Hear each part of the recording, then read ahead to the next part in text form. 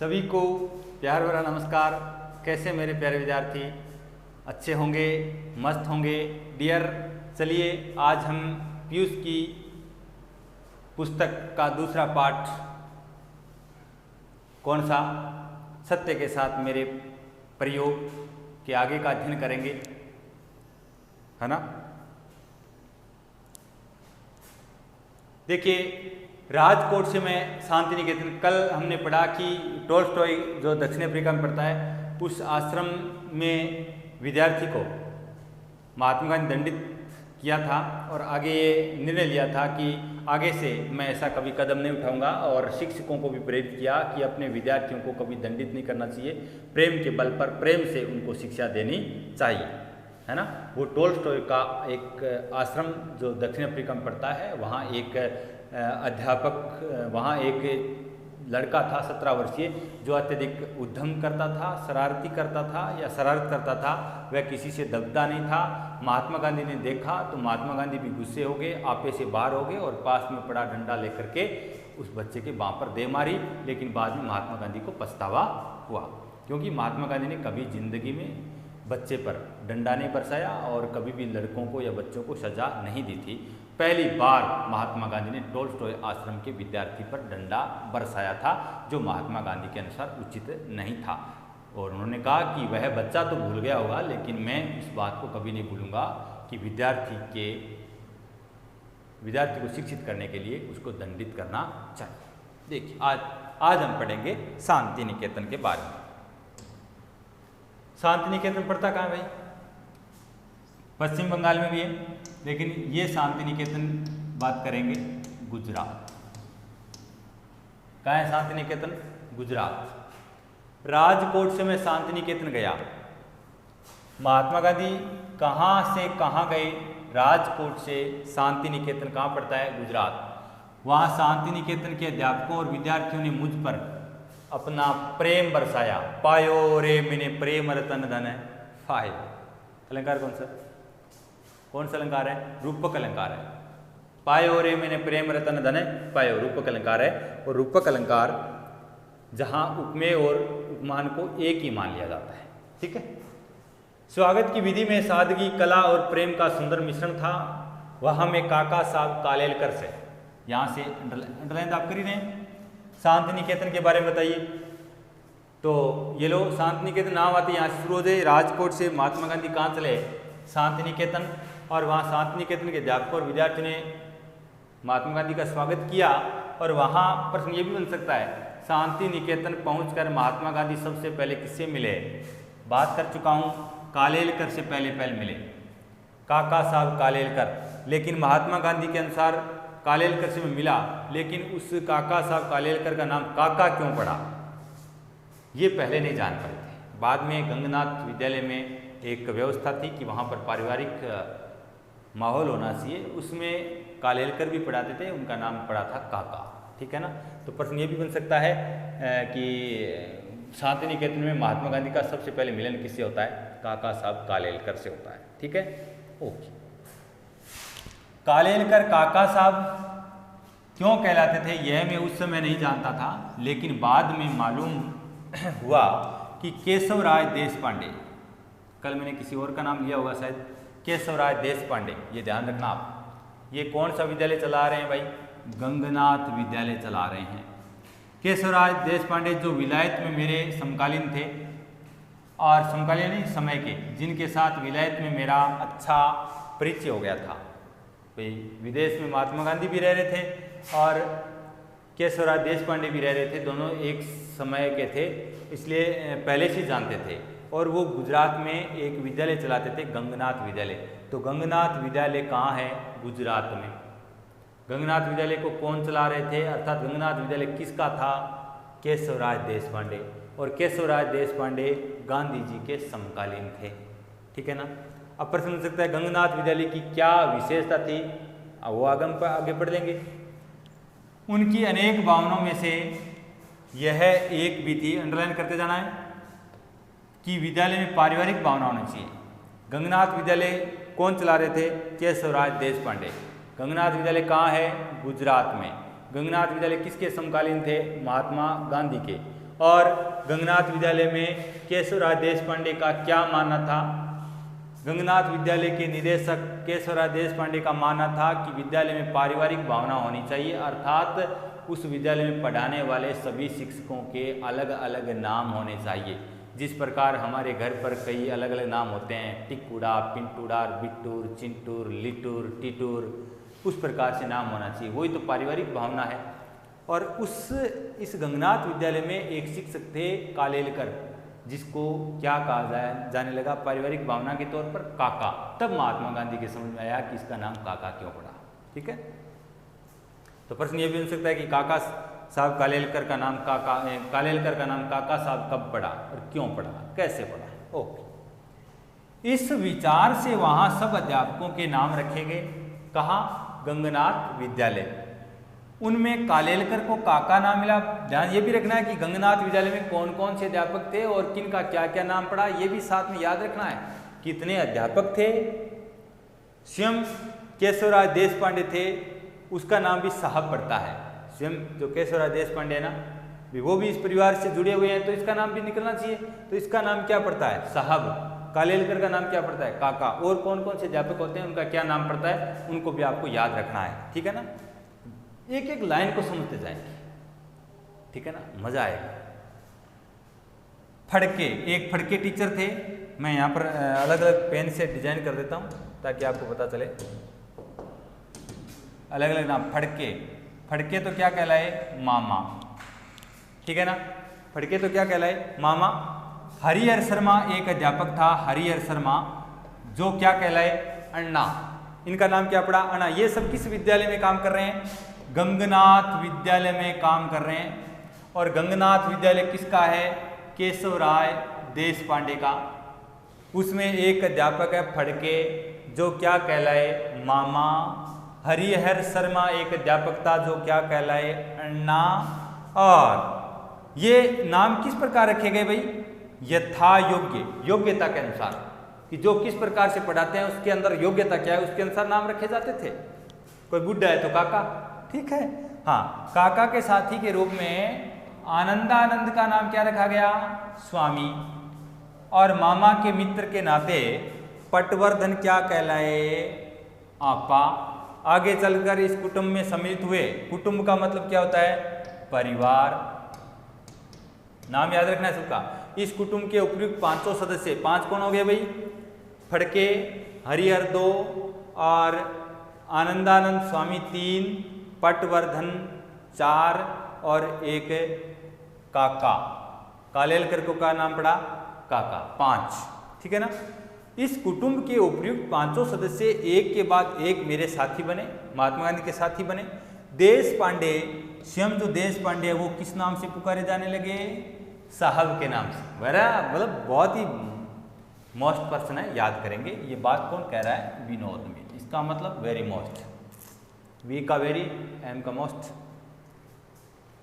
साहब का विद्यालय बंद होने पर वह कुटुंब बिखर गया, पर इन लोगों ने अपना आध्यात्मिक संबंध नहीं छोड़ा, क्योंकि सभी का आपस में आंतरिक प्रेम था। विद्यालय टूट गया और विद्यालय टूटने से सभी अध्यापक अलग अलग हो गए, लेकिन आपसी रिश्ता अंत तक चला। काका साहब भिन्न भिन्न अनुभव प्राप्त करने में लग गए। आगे देखिएगा।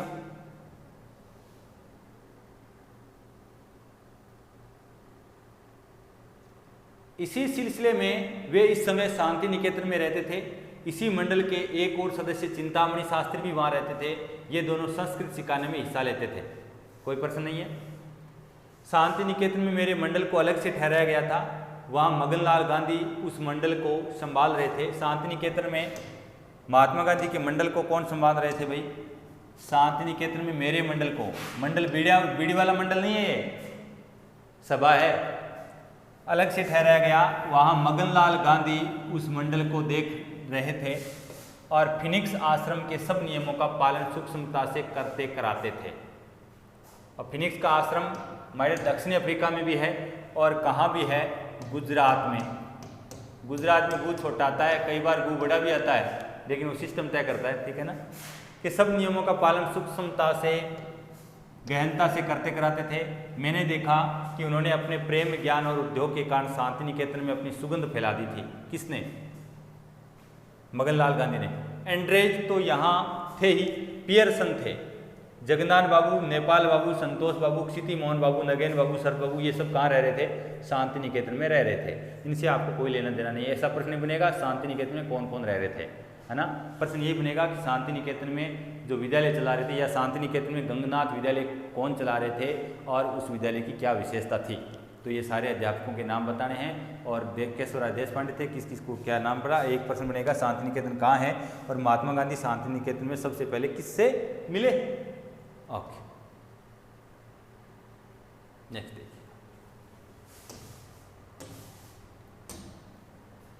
काली बाबू के साथ हमारा खासा अच्छा संबंध रहा। अपने स्वभाव के अनुसार मैं विद्यार्थियों और शिक्षकों में घुल मिल गया और स्वपरिश्रम के विषय में चर्चा करने लगा। मैंने वहाँ के शिक्षकों के सामने ये बात रखी, यहाँ से मैंने वहाँ के शिक्षकों के सामने, कहाँ के शिक्षकों के सामने? फिनिक्स के। मैंने वहाँ के शिक्षकों के सामने रखी, कौन सी बात रखी थी? देखो पीछे क्या पढ़ा है, शांति निकेतन में, ठीक है ना। शांति निकेतन में शिक्षकों के सामने क्या बात रखी, देख ले।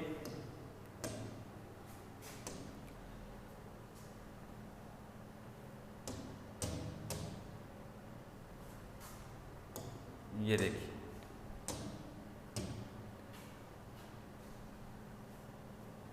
मैंने वहाँ के शिक्षकों के सामने यह बात रखी कि वैतनिक रसोइयों के बदले शिक्षक और विद्यार्थी अपनी रसोई स्वयं बना लें तो अच्छा हो। ऐसा करने से आरोग्य और नीति की दृष्टि से, आरोग्य का मतलब होता है स्वास्थ्य, कि अगर कोई व्यक्ति अध्यापक और शिष्य अर्थात शिक्षक और शिक्षार्थी दोनों मिलकर के खाना बनाएंगे तो एक रसोइये को वेतन नहीं देना पड़ेगा और दूसरा शिक्षक और विद्यार्थियों का स्वास्थ्य भी उत्तम बना रहेगा।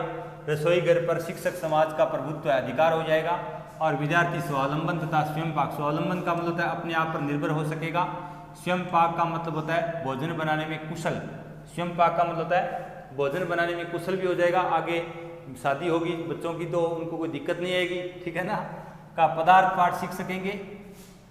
एक दो शिक्षकों ने सिर हिलाया, भाई हाँ ऐसा कर लेंगे, क्योंकि सभी आश्रमवासी ये नहीं चाहते कि हम खाना बना लें। कई ऐसे भी होते हैं मेरे जैसे कि खाना नहीं बनाते, इसलिए कईयों ने सिर हिलाया, कईयों ने नहीं हिलाया, है ना।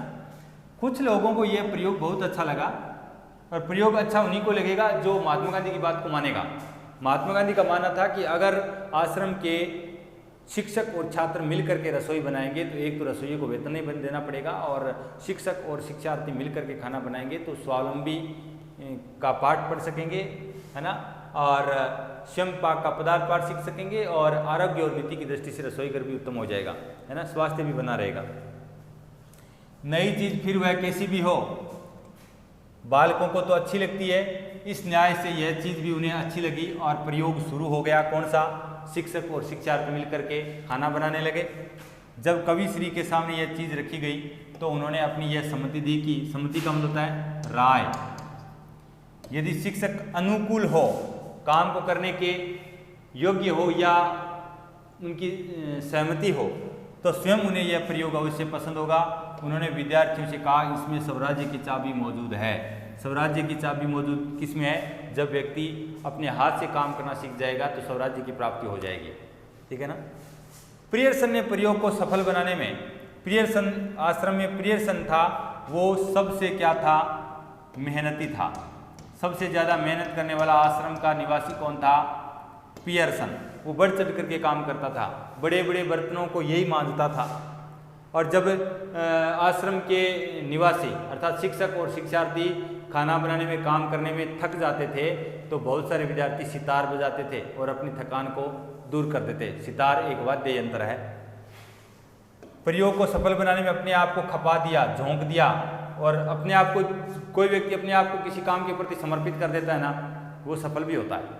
चाहे आप पढ़ाई में अपने आप को समर्पित कर दोगे कि फिजिक्स, केमिस्ट्री, हिंदी, इंग्लिश सब के लिए मेरा जीवन समर्पित है, तो फिजिक्स, केमिस्ट्री आपको समझ में आ जाएगा। उन्हें यह बहुत अच्छा लगा। एक मंडल की पत्नी नहीं है, एक समूह है, साग काटने वालों की बनी, कई मिलकर के सब्जी काटते थे। दूसरी अनाज साफ करने वालों की, भाई कोई गेहूं साफ करते, कोई बाजरा साफ करते थे, कोई पीसता था, कोई आटे को गोंदता था, कोई आटे रोटी को, है ना। रसोई घर के आसपास शास्त्रीय ढंग से सफाई रखने के काम में नगेन बाबू आदि जुट गए। ये सारा काम किसके निर्देश पर हो रहा है? महात्मा गांधी के निर्देश पर। उन लोगों को कुदाली से काम करते देखकर मेरा हृदय नाच उठा। कुदाली नहीं, दांतला होता है, एक दांत, है ना, दांता किया हुआ, उसे मतलब कचरा वगैरह साफ किया जाता है। आगे देखिए, लेकिन मेहनत के इस काम को 125 विद्यार्थी और शिक्षक भी एकाएक नहीं कर सकते थे, है ना, सभी एकाएक नहीं अपना सकते थे। अतः रोज चर्चाएं चलती, कुछ लोग थक जाते, परंतु पियर्सन क्यों थकने लगते? पियर्सन नहीं थकता था।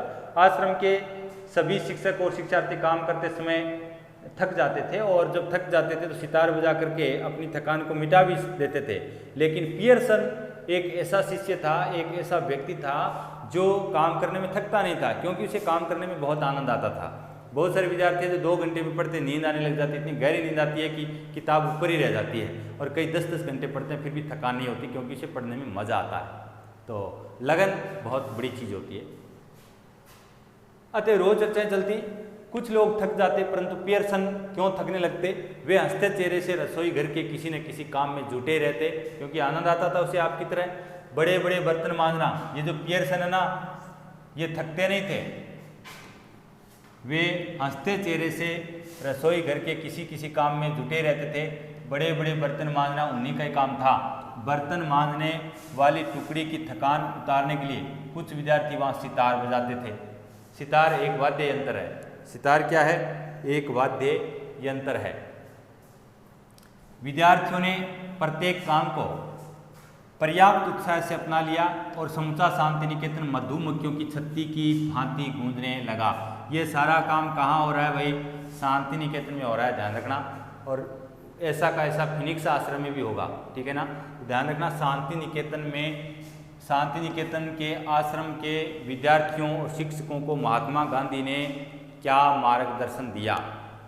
महात्मा गांधी के कहने पर शांति निकेतन में शिक्षक और शिक्षार्थी किस प्रकार से रसोई का निर्माण करते थे, है ना। ये जो अंडरलाइन किया, ये सारा शांति निकेतन का सिस्टम है।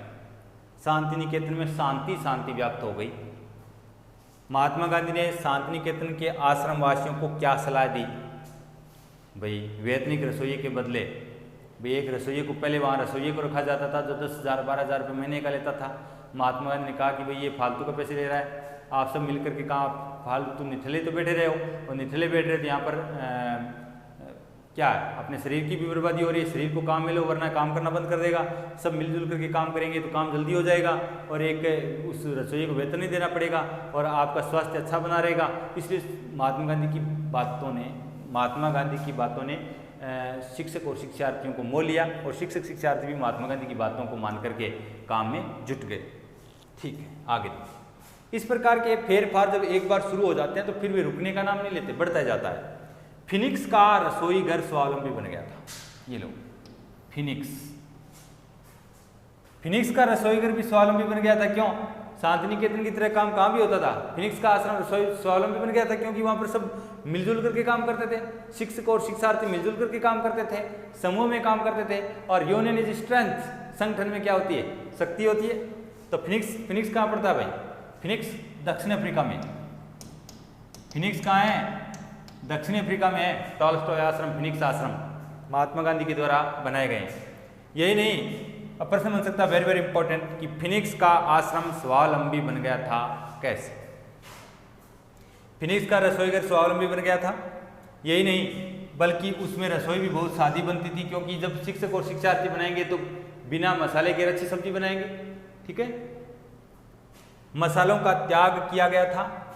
अतएव भात, अंडरलाइन करते जाना है, फिनिक्स का रसोई घर स्वावलंबी कैसे बन गया था? अतएव भात का मतलब होता है बीरो भात वर्ण न आयो, वो बना। भात का मतलब पके हुए चावल। दाल, साग तथा गेहूं के पदार्थ भी भाप के द्वारा पका लिए जाते थे। बंगाली खुराक में सुधार करने के विचार से उस प्रकार का एक रसोई घर शुरू किया गया था। उसमें 1-2 अध्यापक और कुछ विद्यार्थी सम्मिलित हुए थे।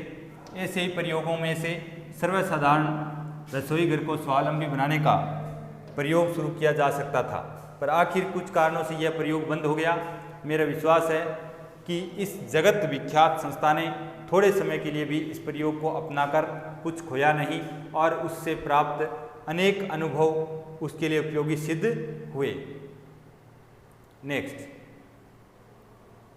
मेरा विचार शांति निकेतन में कुछ समय रहने का था, किंतु विधाता मुझे जबरदस्ती घसीट कर ले गया। मैंने पहले बताया था कि शांति निकेतन में रहते हुए महात्मा गांधी के राजनीतिक गुरु गोपाल कृष्ण गोखले की मृत्यु हो गई थी और गोपाल कृष्ण गोखले उस समय पूना में थे और मृत्यु के समाचार महात्मा गांधी के पास मिलते हैं कहाँ? शांति निकेतन में। इसलिए शांति निकेतन शोक की लहर में डूब गया था।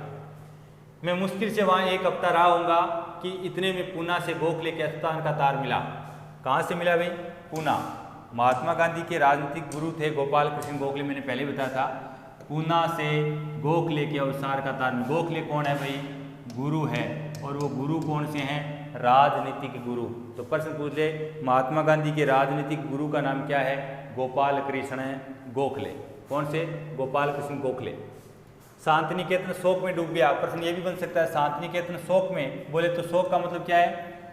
दुख। शांति निकेतन शोक में क्यों डूब गया? क्योंकि शांति निकेतन में रहते हुए महात्मा गांधी के पास गोखले की मृत्यु के तार मिले, अर्थात गोखले की मृत्यु का संदेश मिला, जिसके कारण शांति निकेतन शोक में डूब गया। और गोपाल कृष्ण गोखले महात्मा गांधी के राजनीतिक गुरु थे, इसलिए शोक होना जायज था। मंदिर में विशेष सभा की गई। यह गंभीर दृश्य अपूर्व था जो कभी पूर्व में नहीं हुआ। मैं उसी दिन पूना के लिए रवाना हुआ। पत्नी और मगनलाल गांधी को अपने साथ ले गया। पत्नी कौन थी? आप ही बताओगे। बाकी सब शांति निकेतन में ही रहे। तो पूना कौन कौन गए भी? मगनलाल गांधी और महात्मा गांधी की पत्नी और महात्मा गांधी। कहाँ गए? शांति निकेतन से पूना। और शांति निकेतन में क्या लगी? बैठक। ठीक है, हाँ। बाकी सब शांति निकेतन में रहे। नेक्स्ट, बर्दवान तक एंड्रूज मेरे साथ आए थे। उन्होंने मुझसे पूछा, क्या आपको ऐसा लगता है कि हिंदुस्तान में आपके लिए सत्याग्रह करने का अवसर आएगा? और अगर ऐसा हो तो कब आएगा? इसकी कोई कल्पना है आपको? ये फालतू बातें हैं, सीधी सी बात है। मैंने जवाब दिया, इसका उत्तर देना कठिन है। अभी एक वर्ष तक तो मुझे कुछ करना ही नहीं है। गोखले ने, यहाँ से अंडरलाइन करें, ये कौन है? गोपाल कृष्ण गोखले। ध्यान रखना, ये पूरा नाम क्या है इसका? गोपाल कृष्ण गोखले। कौन है ये? राजनीतिक गुरु है। किसके गुरु है? राजनीतिक। महात्मा गांधी के राजनीतिक गुरु का नाम था गोपाल कृष्ण गोखले। और गोपाल कृष्ण गोखले ने महात्मा गांधी से क्या प्रतिज्ञा करवाई थी? अंडरलाइन करें, वेरी वेरी मोस्ट।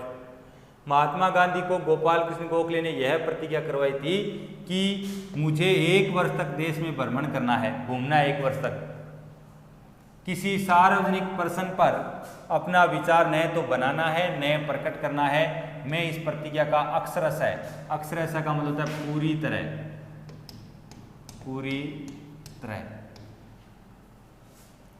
पूरी तरह पालन करूंगा। बाद में भी मुझे किसी प्रश्न पर कुछ कहने की जरूरत होगी तभी मैं कहूँगा।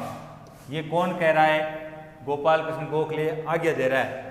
इसीलिए मैं नहीं समझता कि 5 वर्ष तक सत्याग्रह करने का कोई अवसर आएगा। ये कथन किसका है? गोपाल कृष्ण गोखले। प्रश्न बन सकता है, वेरी वेरी मोस्ट लिख दीजिएगा, अंडरलाइन करेंगे। गोपाल कृष्ण गोखले ने महात्मा गांधी से क्या प्रतिज्ञा करवाई थी? अंडरलाइन कर दिया, वो प्रतिज्ञा करवाई थी। ओके ना? टाइम कितना हो गया भाई? टाइम हो गया है 24 मिनट। ओके, 6 मिनट और बात करते हैं। यहाँ ये कहना अप्रस्तुत नहीं होगा कि हिंद स्वराज्य में मैंने जो विचार व्यक्त किए हैं, गोखले उनका मजाक उड़ाते थे। ये हिंद स्वराज्य में यहाँ पर कर देता हूँ, गोखले अंडरलाइन कर देता हूँ। यहाँ से आप 1 वर्ष हिंदुस्तान में रहकर देखेंगे तो आपके विचार अपने आप ठिकाने लग जाएंगे। अब देखिए, हिंद स्वराज्य की मजाक उड़ाते हुए गोपाल कृष्ण गोखले ने महात्मा गांधी को क्या कहा? 2 प्रश्न है गोखले के। एक तो ये जो अंडरलाइन किया, ये तो प्रश्न क्या है?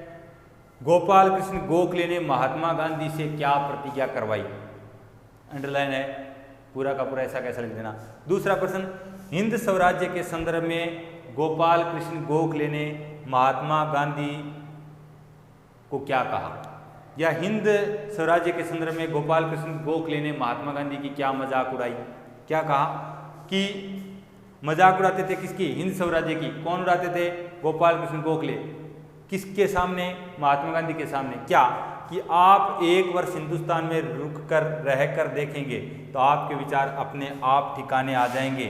ये कथन किसका है? गोखले का है। ये कथन किसका है? गोखले का। किसके प्रति है? गांधी के प्रति। दोबारा देखें, ये आ सकता है। आप एक वर्ष हिंदुस्तान में रहकर देखेंगे तो आपके विचार अपने आप ठिकाने आ जाएंगे। ये कथन किसका है? गोखले का। किसको कहा गया है? गांधी को।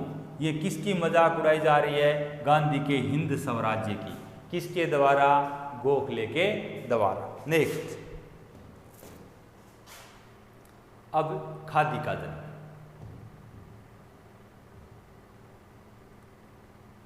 ये देखो खादी का जन्म। खादी का जन्म अपन देखते हैं, कल की क्लास में देख लेंगे ना। कितना का? इतना ही तो है।